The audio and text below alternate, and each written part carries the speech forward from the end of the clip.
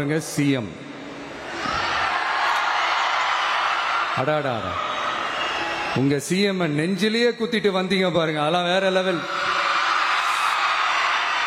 பேசுங்க பேசுங்கன்றீங்க, பேசுனா எந்திரிச்சு ஓடிடுறீங்க.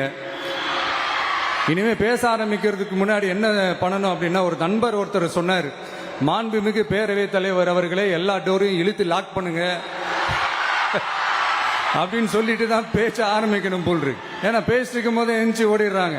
5 நிமிஷம் பேசினதுக்கே குளத்தூர்ல கொத்து பரோட்டா போட்டாங்க. இதுக்கு மேல பேசினா மொத்தமா முடிஞ்சிடும், பாத்துக்கங்க. நாம அரசியல் பேசினா விஜயெல்லாம் அரசியல் பேசலாமா அப்படிங்கிறது. சரிப்பா, நமக்கு எதுக்கு ஒம்பு, நம்ம பாட்டுக்கு நம்ம வேலையை பார்ப்போம், எதுக்கு அவங்கள பத்தி பேசிக்கிட்டு அப்படின்னு இருந்தா விஜய்க்கு அரசியலே பேச தெரில அப்படிங்கிறது. இப்படியே மாறி மாறி மேகதாது அணையை பத்தி என்ன தெரியும், விஜய் அதை பத்தி பேசல. இப்படி நம்ம அரசியலுக்கு வந்ததுலேருந்தே ஒரு கூட்டம் குறை மேல குறையா சொல்லிக்கிட்டு பாட்டுக்கு பாட்டு கச்சேரி எங்களுக்கும் பண்ண தெரியும், பண்ணலாமா? இந்த மேகதாது அணை சம்பந்தமான அந்த வழக்கில் தமிழ்நாட்டோட பெட்டிஷனை சுப்ரீம் கோர்ட் எப்போ ரிஜெக்ட் பண்ணுச்சு? அப்ப யார் ஆட்சியில் இருந்தா? ஏன் ஒழுங்கா வாதாடல?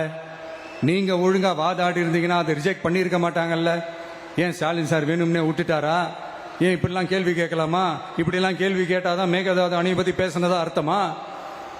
ஏன் அந்த ஸ்டேட் சிஎம் பேசுறாரு, நீங்க ஏன் பேசல? அப்படின்னா நம்ம ஸ்டேட்டோட உரிமையை எங்க நிலைநிறுத்தணுமோ அதுக்காக வேலை பார்க்கறது மட்டும்தான் முக்கியம். சும்மா சவால் விட்டுக்கிட்டு சீண்டி பார், நான் யார் தெரியுமா, தொட்டு பார், இப்படிலாம் பேசிக்கிட்டு இருந்தா வேலைக்கு ஆகாது.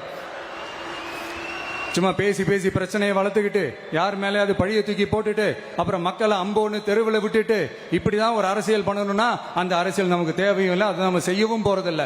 Talk less work more mode தான், அதுதான் நம்ம பாலிசியே. அதனாலதான் சட்டசபையில் அந்த அரசினர் தீர்மானம்னு சொல்லி ஒன்று கொண்டு வந்தோம். அது எப்படி டு டேக் இட் ஃபார்வர்ட், எப்படி கொண்டு போகணுமோ அதை சரியா செய்வோம். சென்ட்ரல் கவர்மெண்ட்லேருந்து அந்த டீலிமிட்டேஷனை திரும்ப கொண்டு வர போறதா ஒரு பேச்சு ஒன்று அடிபடுது. யார் என்ன டீலிமிட்டேஷன் கொண்டு வந்தாலும் தமிழ்நாடு அது ஒத்துக்காது. நமக்கான இடத்தை யாரும் பறிக்கவும் முடியாது, அது பறிக்கவும் விட மாட்டோம்.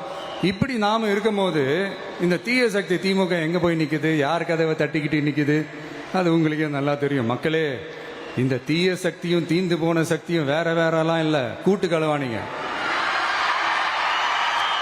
சொல்ல முடியுமா அவங்களால? எங்களுக்குள்ள ஒட்டும் இல்லை, உறவும் இல்லை, அறிவிக்க முடியுமா, நிரூபிக்க முடியுமா?